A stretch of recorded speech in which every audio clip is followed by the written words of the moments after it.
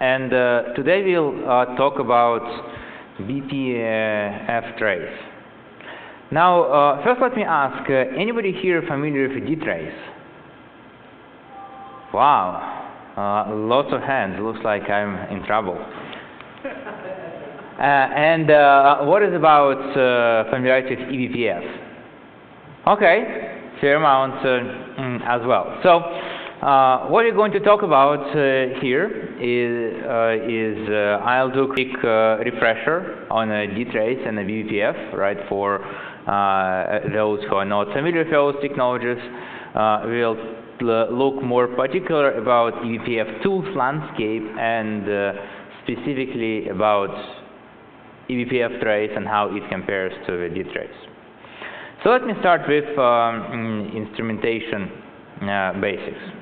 Now, maybe on the entrance you've seen we are in the observability track, right? What is observability? It's really ability for us to see inside the running system, so we can observe it, right? Fix it when it breaks, right? Or to make it better, even if it doesn't break, right? And that is understood, I think, pretty well those days as something is very essential, especially as we are dealing with increasingly more complicated systems, right, with microservices, multi-layer architectures, and so on and so forth, right? And if you look at the approach to that observability is done through various instrumentation, right, which you can see those like little holes and windows in the system, right, where you can see what is going on inside, right?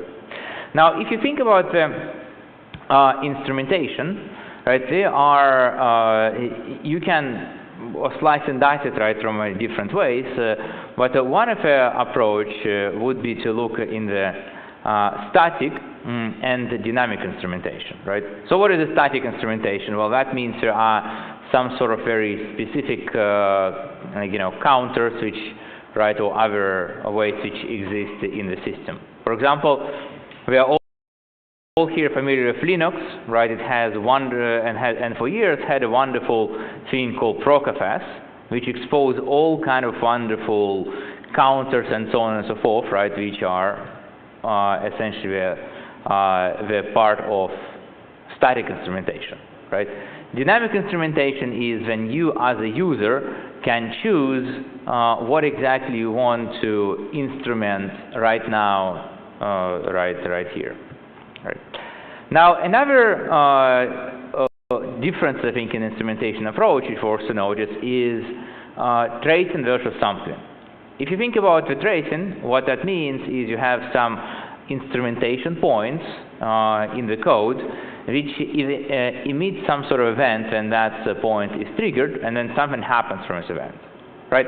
When I speak about, mention about static instrumentation in procfs, right, you can think about what in many places in code we have some very simple program, right, something as simple as implementing the counter, right, being called, right, and that you can think about event being generated, right, and processed all in one place. It's just a very simple code point, right. The sampling is another approach when you can say, well, instead of looking at that in the code, we can sample and observe a state of the system, right? For example, many times a second, right? And through the state of a system, for example, program stack, kernel stack, right? All kind of CPU diagnostic registers, we can also understand what is going on, right? That is pretty much another approach in this to the instrumentation, right, especially in terms of performance analysis, which we can see pretty well, right? So this is a quick comparison between our static and dynamic instrumentation, right? Now, if you look at the static instrumentation, it is, of course, very helpful because it provides us a lot of data which is in standard format, which is ready to use, which is always available. But obviously, it goes in the only so far, right? Because if you will try to add too much of those kind of static instrumentation, right, then we will create a huge overhead, right, by doing so.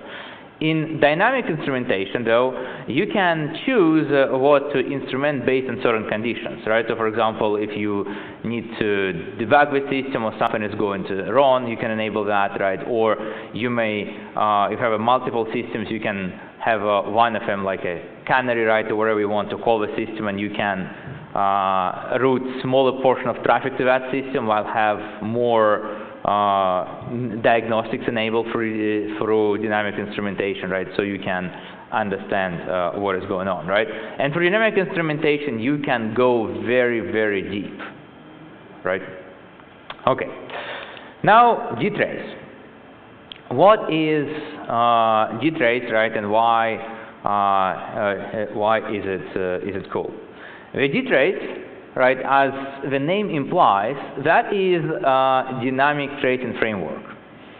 And it has been around for, well, look at that, almost 20 years now, right? So it started developed in Sun Microsystems in 2001, right, was released in Solaris 10 in 2005, or 15 years ago now, right? And the approach to that is what there have been specific trace points defined in userland and kernel, right, which can simplify the tracing, as well as you can also, through dynamic tracing, simplify or trace any function calls, right, and some other events. What is very cool and important about the Dtrace, right, which is marked in red here, is what the design goal was. What if a trace point, right, is not enabled, there is no overhead, right?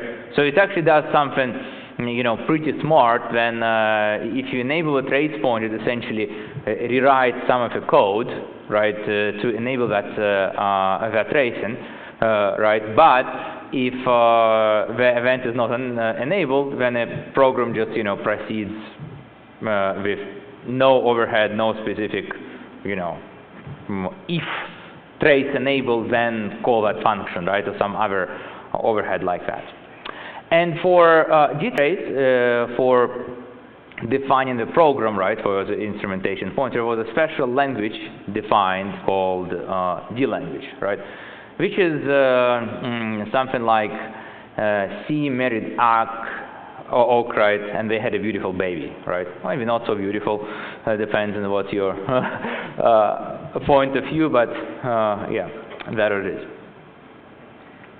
Now, Dtrace has gained some popularity for years, well beyond Solaris, right? It was integrated in macOS, in FreeBSD, in NetBSD, Oracle Linux, forever supported Dtrace, right? And the code was even relicensed relatively recently as GPL v2, right? So Oracle would say, hey guys, we want now everybody to include that. And last I heard, there was also work to include Dtrace in Windows. Now, if you look at the Linux, Dtrace is kind of has an interesting story here, right? Dtrace is not available in a stock Linux kernel, right? Oracle has provided patches. Hey guys, you can include them, but perhaps that is too little, too late, right? If that would be done, decade ago, right, or 5 years ago, perhaps it would matter. Now the Linux community has pretty much standardized on using BPF, right, and related technology for that, right? So Dtrace in Linux, while you can get it in Oracle Linux, you can perhaps apply Oracle patches, right, where it is not really readily available in any major Linux distributions, like last time I've seen. Okay. Let's take a look at the tracing in Linux specifically now. Now, I think what is interesting is what Linux, through years, has gotten large number of those kind of competing tracing frameworks, right? I mean, if you look in this case, landscape, it has been getting you know, pretty complicated. Now, I'm not going to go and review all of that. I'll just send you to this wonderful blog post about the Linux tracing in pictures by Julie Evans. I think that's a very fantastic representation to see what is out there exists, right? But if you think about that, about the tracing, there are several kind of components which are important, right? You can break it down in the type of kernel interface, right? Essentially, what you can kind of connect to, right, as a probe. The type of program, right, which you can connect to that program, which can range from, let's say, built-in kernel buffer, right? So, for example, some of the tracing framework would support the native support in kernel, where you can say, hey, you know what, we'll have some buffer in kernel where all events would be logged, and then you can consume and process that from user space as you like, right? Another approach which existed in a while, like through System Tab, for example, sysdig, right, and some others use that approach in the past, is having a kernel model, right? Hey, you have a kernel model. That's how you connect that program which does the processing. Well, that is good, right? You can really do anything you want with that kernel model, right? And it's you know, very powerful, no restriction. But that also comes with the same problem, where you can do anything you want, right? That means potentially by inserting that kind of instrumentation model, right, into your kernel to debug something, right? If there is some bug in that model, you can pretty much screw up all the kernel and crash, right? And then you also have that kind of interesting challenge potentially as kernel version changes. Do you recompile? What if you forgot, right? And all the kind of risks, right, which come with that. So that wasn't very much allowed, right? And the last piece is the front-end tools, right? So even if you look at the very basic static tracing, right, which I mentioned in Linux, like a procfs, we have a whole bunch of tools like SAR, TOP, vmstat, which essentially consume that information and present that in convenient point of view for user view, right? The same applies to the dynamic tracing, right? And there have been a whole bunch of front ends developed through years, right? Some which I list here. Okay. Now let's take a look at eBPF. Right? As I mentioned, there has been a lot of different approach tried in Linux, but for the last few years there is a lot of standardization being done specifically at the eBPF framework. What is eBPF and where it comes from? It's interesting what the name BPF really starts from a Berkeley packet filter, right? Have nothing to do with observability, monitoring, right, instrumentation, or what's not, right? And indeed, that is where it came from. It was really developed in 1992 as efficient virtual machine for packet filtering, right? Pretty much for firewalls and stuff like that, right? And then extended Berkeley packet filter, that is new and improved version, right, which is exists in Linux. Now, what is interesting is when it comes to Linux, eBPF is what exists in Linux, right? So you often hear people just drop an E and talking about simply BPF. In Linux, they are referring to exactly the same thing, right? I mean, I haven't seen particular original BPF being used in Linux context. It developed in a general event processing framework, right? So it is used by for observability, but it has other uses, right? Even in network space, for example, people are using BPF for for routing, for DDoS protection, right, and some other stuff. But we are focusing on, in particular, on observability. Also, through the years, the JIT compiler was developed for eBPF, and that means what even if BPF uses its own kind of bytecode, right? It doesn't use the native instructions. It can achieve very high efficiency. So, how does eBPF vs BPF compare, right? This has probably only like historical interest, right, for people, but that is how. In BPF, we only had, 32-bit registers and very limited number of them, and we had a scratch pad. In eBPF, we have 64-bit registers. There is many of them. We have a concept of a stack, and what is the most important, I think, here is those kind of maps, right? What is a maps is different data structures which can be used by eBPF program to store information. You know, like hash map, right? If I want to, I don't know, say, compute, some sort of distribution, right, or whatever, like histograms, all this kind of stuff, right, which is really allows us to do some very powerful data processing.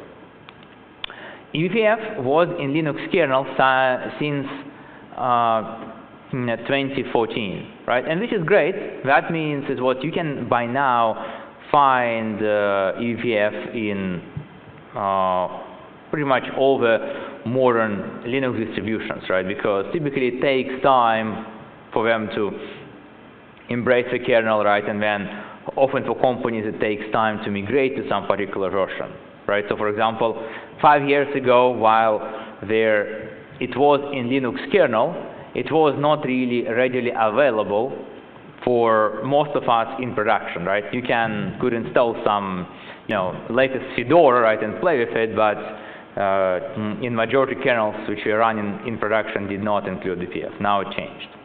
It's still being actively developed and improved, and what is also very cool is now it's a integrated Linux perf system, right? So some of the basic dynamic tracing can be achieved using that tool chain. So here is some example what have been done in latest Linux kernels, right? And you can see there is whole bunch of improvements continues going on. Okay. Now, I have mentioned what eBPF is actually like specific bytecode, and when we refer to eBPF program, that is a program which was compiled to that particular custom bytecode, right, which is where to be loaded in the kernel. As I mentioned, that is something which is safer than getting your random C code from the kernel loadable model. But it actually gets better. The programs, eBPF programs, they are verified before the load, right, with some sort of code analysis, so it prevents misuse, right? So, for example, you cannot really have the never-ending loop, right, in the eBPF code, right, and stuff like that.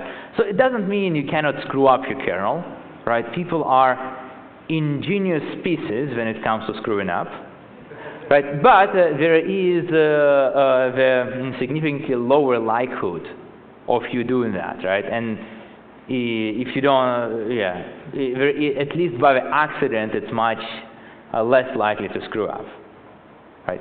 Now, while you can, probably check out some BPF code, right?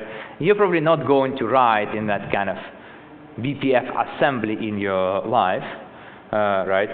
Why? Well, because actually LLVM CLang can now compile to BPF as a target. So you can actually write limited, of course, write about some C programs which compile to eBPF. Now, what is also important to note in this case is what that compilation is a kernel dependent, right? So when you are using BPF programs, then often you would want to have a kernel headers, right? Because then you compile some probes, right? It needs to know the types of data, offsets in the kernel structure, and so on and so forth, which can change in different kernel versions, right? That's why headers are needed. Okay.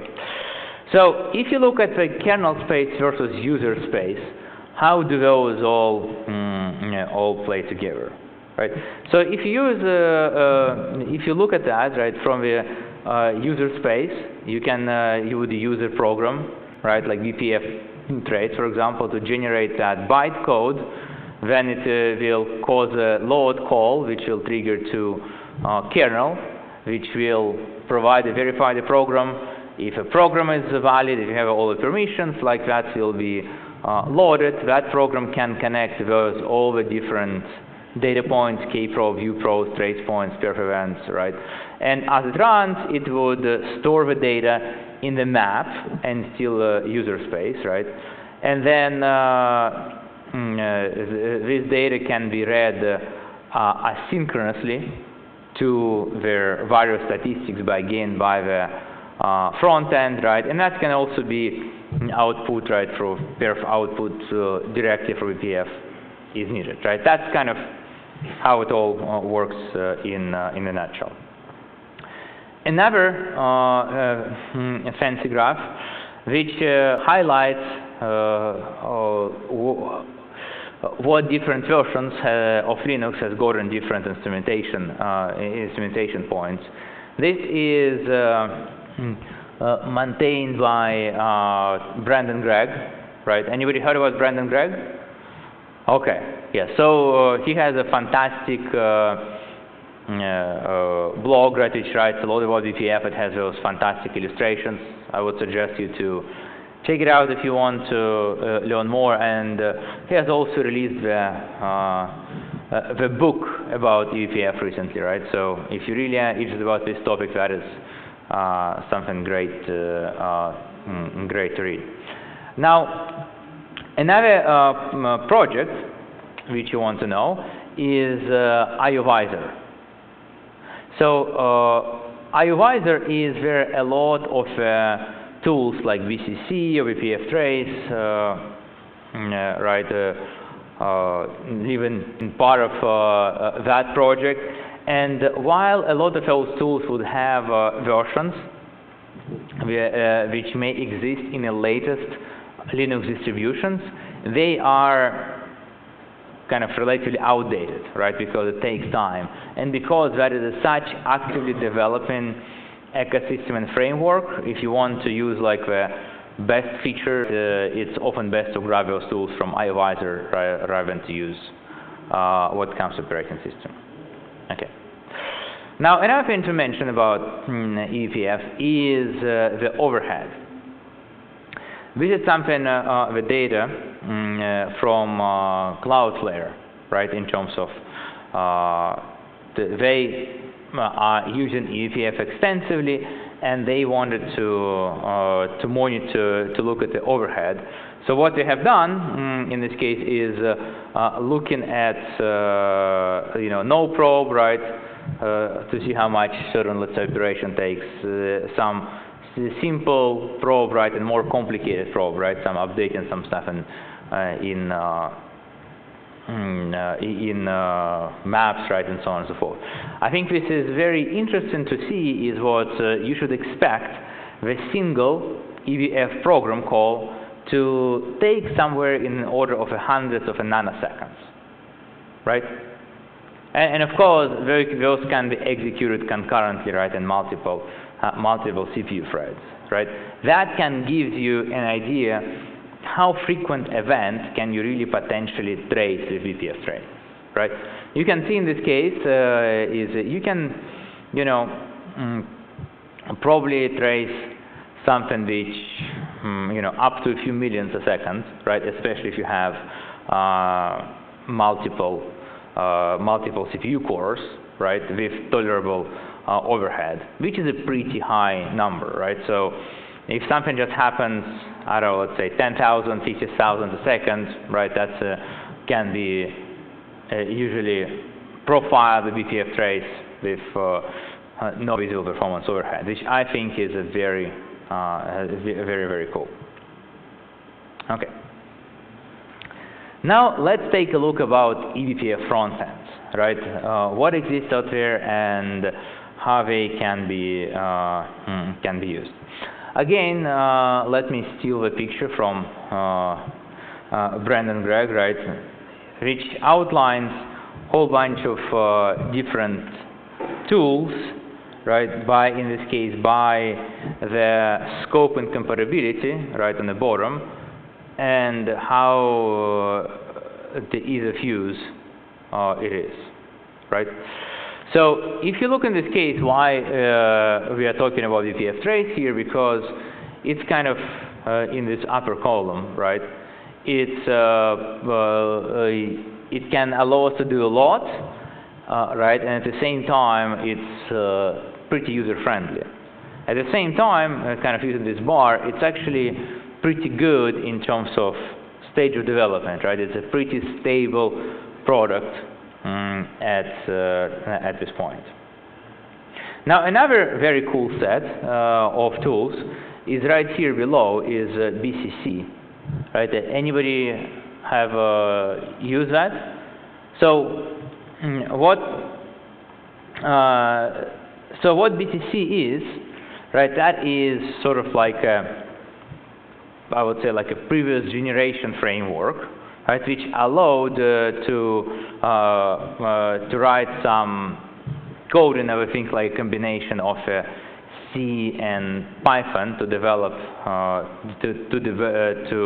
develop a profiling tools. But what was great about BCC is there is a thing called BCC tool collection, right, which provides, I don't know, let's say maybe 50 tools which you can use for most important, like, interesting instrumentation, right? You want to look at your I/O latency distribution, there is a tool for that, right? You want to see, hey, which connections cause like retransmits, there is a tool for that, right? You want to look into your file system cache efficiency, there is a tool for that, right? But if you want something on your to write something on your own, that was relatively brutal. And let me show how exactly brutal that is, right?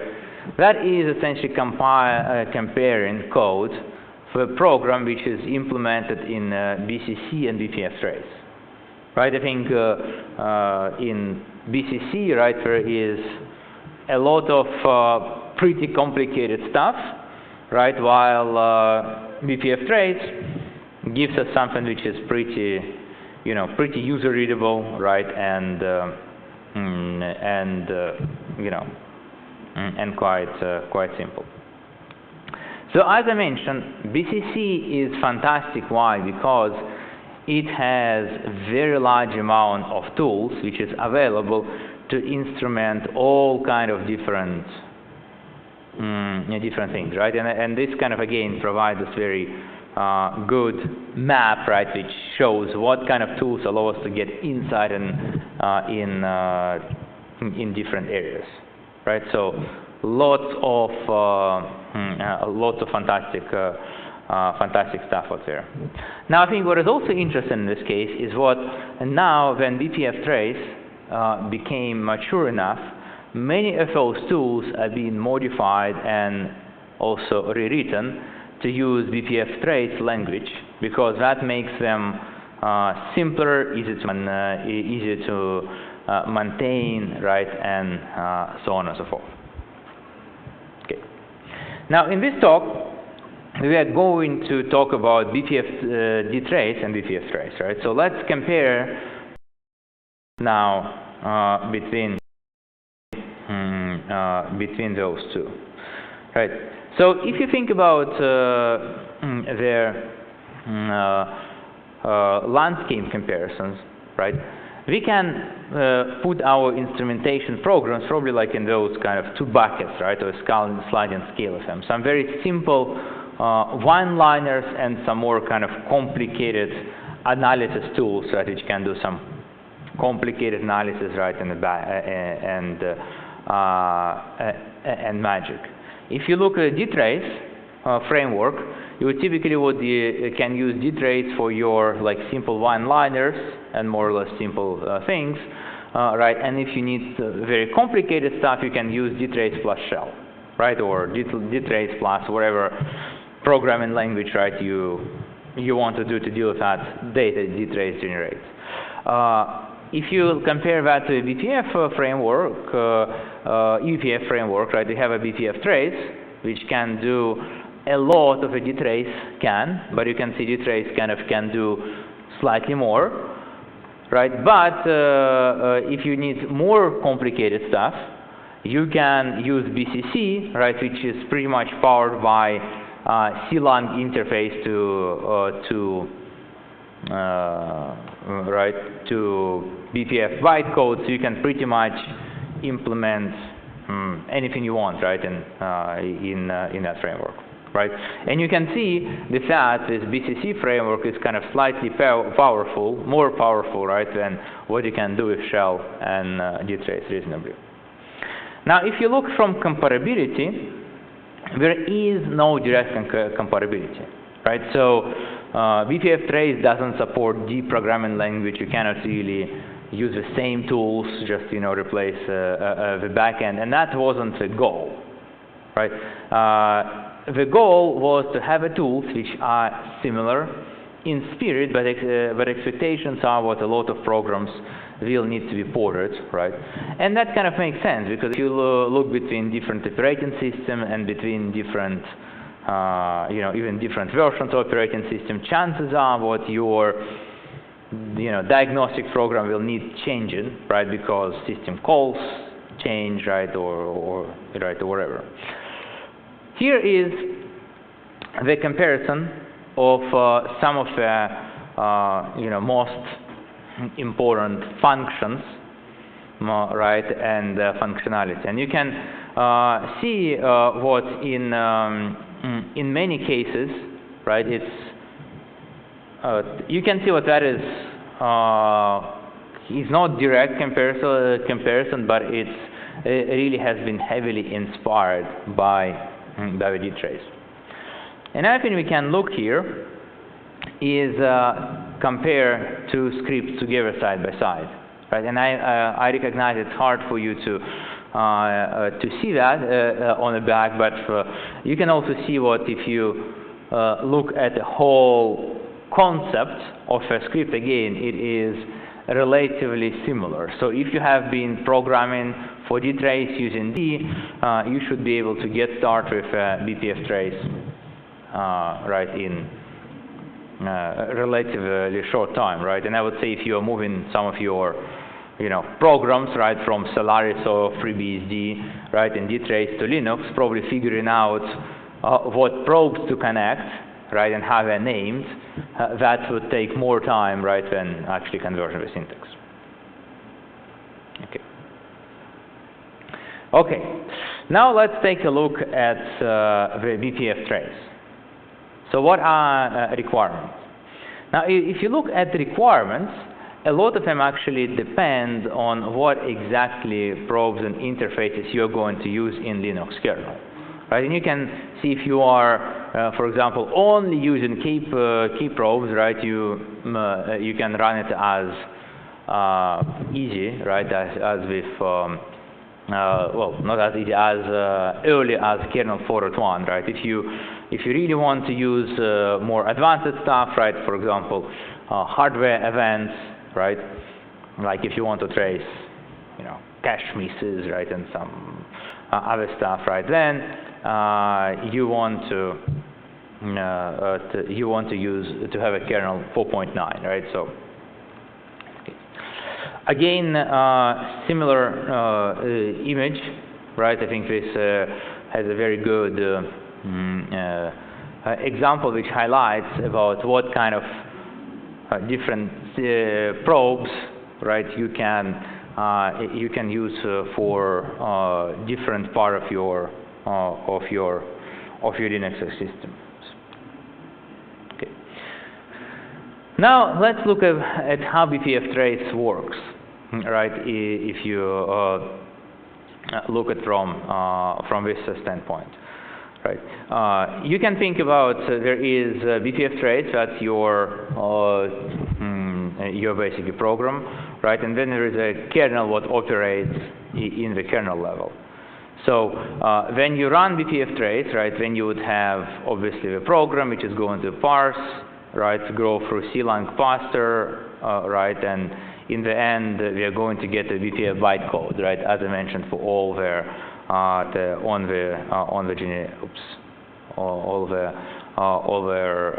generations, which is going to be loaded to the kernel, and again, similar to our in general eBPF summary, right, we'll see the maps, buffer, right, and so on and so forth being available to eBPFTrace for processing, right, and printing, right. So again, very similar to a BCC framework, but kind of a little bit more complicated because there is more of things going on.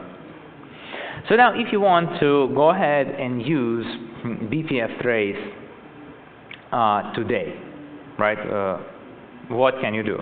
Well, first, not all distributions currently have packages, right? It's kind of related to all too. And again, as I mentioned, because that is a high-paced development, even if you have eBPFTrace in your distribution, you may want to check and have packages from iAdvisor, right, for the latest version. Now, another way to install eBPFTrace is also to use Snap, right?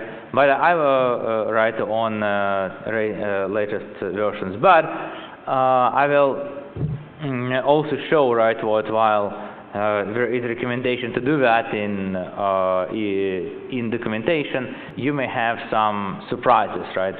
Because of how Snap operates, you may not have a full functionality in the tools depending on what you want to do. Okay. Now let's look at a simple BPF program, right? BPFTrace program, right? For this is our kind of relatively simple one-liner. What is going on here? We are calling eBPFTrace, we are providing -e to execute, right? And all of that is pretty much the program which is passed. The program for us, it says, hey, we want to attach for this probe, right? And then for kind of given TID, right, you want to record in current time nanosecond, right? And then you can see key read probe, right, that says now we also want to instrument when VFS read call returns, right? And we going to essentially put that in a histogram, right, and delete what we have stored as a start. So we have a relatively simple program, right? Basically, store current time, trace it, right, and then put it in a histogram, right, when we know the total distribution time. When we run this program, that is what we're going to find out, right? For each process, it's going to give us the distribution of a histogram. Right. In this case, I am showing one for MySQL process. Now, question for you: why do you think you have this kind of interesting distribution, right? And there is a lot of items coming here, when there is very little there, and then another here. What's that? Okay, any other ideas? Say the big ones if you're writing directly to the IP data files. Yeah, these are all for read, right? So, anyone else? Yeah. Yeah. So if you look at a lot of I/O, right, it's very frequently would have what is called bimodal distribution, right? So this is VFS, read from file system. A lot of the reads here are very fast, right? These are going from a file system cache, and those are physical disk, right? So they are approximately correlated in terms of how long the disk I/O takes. Right, so that is a bimodal distribution is very, very common, right, when you look at all the, file system, file I/O, right, or anything else which involves caching. Okay. So, yeah. Sorry, I have a question. Can you go back? What's that? So here, I didn't follow the histogram is showing kilobytes. Well, this is K and M suffixes, right? The histograms, it doesn't know what you're doing. I'm saying that the program is reading time, right? That's right. But the histogram is showing. Well, the histogram here is pretty much the output for histograms, right? Is kind of designed in such a way. Right, because in eBPFTrace, you just have a function to output histogram. It doesn't know wherever you are storing bytes or seconds. Right, so it looks in this case like these are 256K, like that size. Now that is actually a number of nanoseconds, which corresponds to, well, whatever right it is, like probably half a millisecond, right? Which typically what I/O from SSD, right, you would expect. So, yeah, that's kind of a little bit confusion, right? They probably may clean it up in the future. Oh, do you want to have your histograms for time and histograms for data size, right? But currently it's not there. Make sense? Yeah. But yeah, thank you for catching. Okay. So, other thing, you can save it also as a script file, right? No surprises here. Some little bit better formatting, right? It just does the same thing, and then you can write it pretty much as a read BT, right? Or even put the proper header in the file, right, and make it executable, right, and run BT programs then as you run Python, right, or whatever. So, and that's how you convert the. So if you look at a concept overview, right, going through the same. If you look at the very high-level syntax concepts, you have a probe, like several probes you attach to. Then you can apply the filter. Right? For example, you can say, hey, I want to attach this probe, but I only want to attach it for given process, right, with speed 1 to 3. Right? And then in the brackets you would have action, right? That gives us a program, right? In this case we have no filter, right? That is a probe we attach to, and then right, that's pretty much the action, right, which is done, right? So. Pretty much that is the core, right, what you do in the program, right? And again, you can, in the same program, you can have a multiple of those bits and pieces, right? Like in the previous program, we attached to these probes and that probes, right? And then you kind of combine that data together, right, in a simple way. And you can obviously do it more complicated way. Okay. Tools. Right. There are a number of tools which are available, right, for BPF, and some of those tools like essentially copy, right, or replace with BCC tools functionality, right, with bio-latency, right. If somebody is familiar with BCC, they also have bio-latency, right, which can show you block device latency distribution. Now, another thing is I mentioned if you guys are interested in the bytecode for BCC, right? I don't think there is a particular way why you want that, right? And typically that's kind of for developers which may want to debug it, but there is this -v flag in BCC which can give you, fantastic representation, right, of that,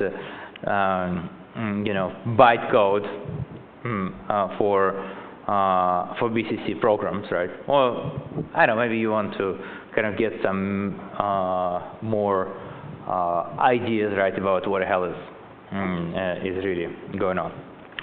Now let me show some example.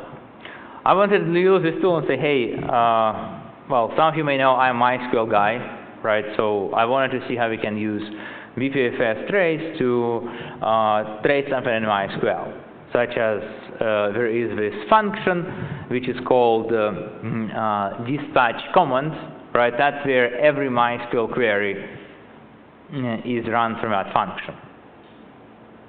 Now at first I was confused. It gives me this error. Oh, there is no such file or directory, while there was obviously a file, right? And that is what I would say with a snap package, right, becomes a problem, right? Because a snap package, it operates pretty much in its own file system namespace. It will not read the same files, right, by default, right? So I installed eBPFTrace using apt, right, instead in this case, and I have another problem right now. The symbol cannot be found. Now, anybody has an idea why? What? No, well, actually, the strict binaries they work, right, with eBPFTrace. That is not particular problem. If you look in this case, right, which I was to look at what exactly exists in MySQL, that you can look at in M, you would see that we do not really have dispatch command. That has been, it has this kind of some weird name, right, which is called like C++ name modeling, right? So, and reality is, I have to use that real function function name in this case to connect that, right? So finally, in this case, what I can connect to that function and say, hey, you know what? I want to print a string, right, of of a second argument. Ta-da! Right? It's finally shows me all the queries MySQL is running. Obviously, I could now do the same thing as I did, connect to the start of a call, end of a call, right, and measure the time it takes to run the queries, right, and all the jazz. What I may want to.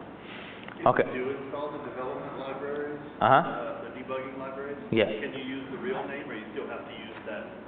Well, I mean, I haven't looked into that, right, frankly. As I understood, what you still have to use this, right? The reality is, if you look at the, some arbitrary C++ command, right, you can potentially have those kind of function methods, multiple functions having the same name by different signature parameters, right? So that makes it kind of impossible in C++ to identify the function by the name alone, right? That is why that modeling is needed to begin with. Make sense? Yes. So,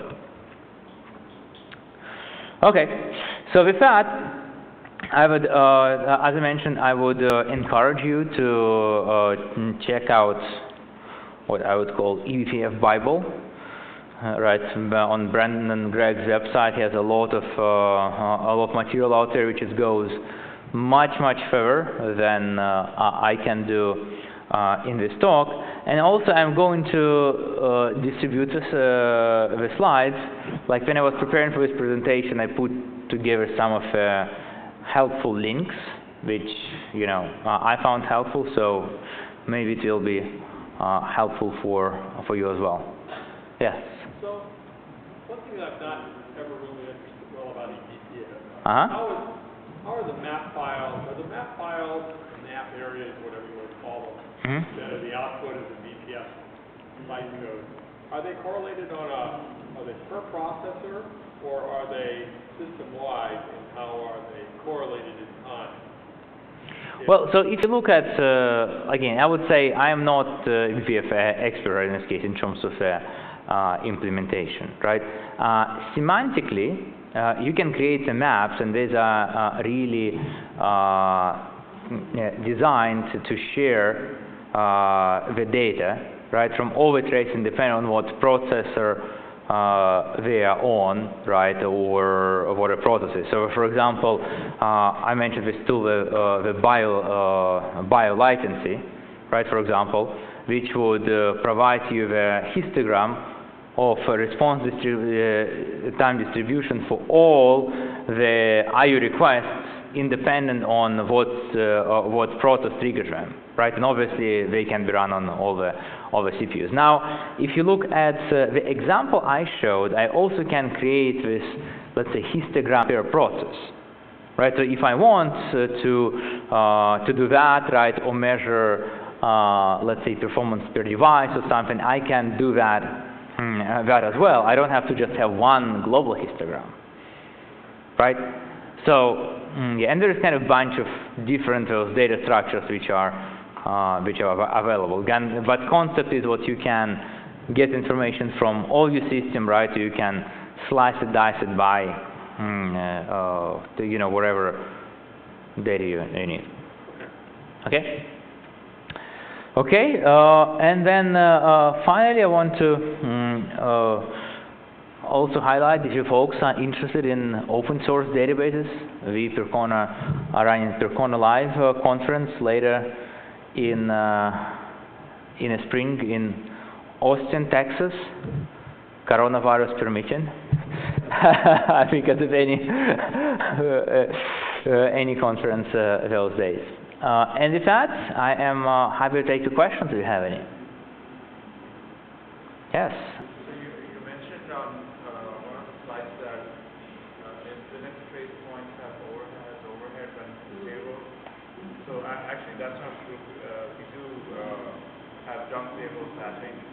So when trace points are stable, there's no overhead. Yeah, well, that's what I'm saying. If a trace point are disabled, then there is no overhead. Yeah, but you said that if... No. What I'm saying is if you have a static tracing, right? Because how people, if you write a program without eBPFTrace and you want something to be able to enable and disable some trace in runtime, right? We often have to put in the code if logging enabled, then log something, right? For the dynamic tracing in eBPF or Dtrace, then you do not need that, right? Because you do jump table patching. That is what I meant, right? If I wasn't clear, then thank you for clarification. Okay, where else did it lie? I mean, with your red hat shot, you probably found a whole bunch of other things. I wasn't correct. It was okay. Okay. Thank you. Okay, any other questions, corrections? Yeah, okay. Question about memory. So, if I want, for example, to debug MySQL memory utilization, I can find out where the memory leak is, and I want it inside MySQL. The problem is that how do I get into the actual function that I the function which allocates memory. Well, look, I do not know exactly. From what I have seen in some examples, there is an access to the stack trace, right? For example, in the recent eBPF, right? So you can actually look at the allocations by the function, right, or even the chain, right? In this case. So for memory allocation debugging, I haven't seen it used for that particular purpose, right? I think in this case for memory leak checking, right, there are probably some some better tools out there, right? Because I mean, it kind of becomes quite complicated, right? In this case, what are in terms of what is data, right, which is allocated and may be needed, and what is definitely, was lost, right? Okay. Can I use eBPF for remote monitoring observability? For what? For a remote monitoring type thing? Yes. Yeah. I mean, you're a good point, right? In this case, what we are, I show a command line tools, right? But you can also use, for example, eBPF exporter, right, which allows you to basically have those eBPF programs, right, and get the output in the Prometheus exposition format, right, when you can load in your monitoring system. And I have seen some other tools, like I think like SysDig, right, has also the monitor interface for that, right. And I think there's many monitoring tools adding now support for eBPF as well, right. Anybody knows, right, some other monitoring tools which support eBPF? No? Okay. Yeah, you had a question. Yeah. Sure. The landscape graph that you showed, some of the tools in the space and how difficult or easy they were to use, and how well developed they are. Yeah. Phi was up there as very easy to use as well. Yeah. Are you able to speak about that project at all? Well, yeah. So if you look at the Fly, right, in this case, I think the Fly was, in my opinion, was a very cool tool because it provides a lot of eBPFTrace-like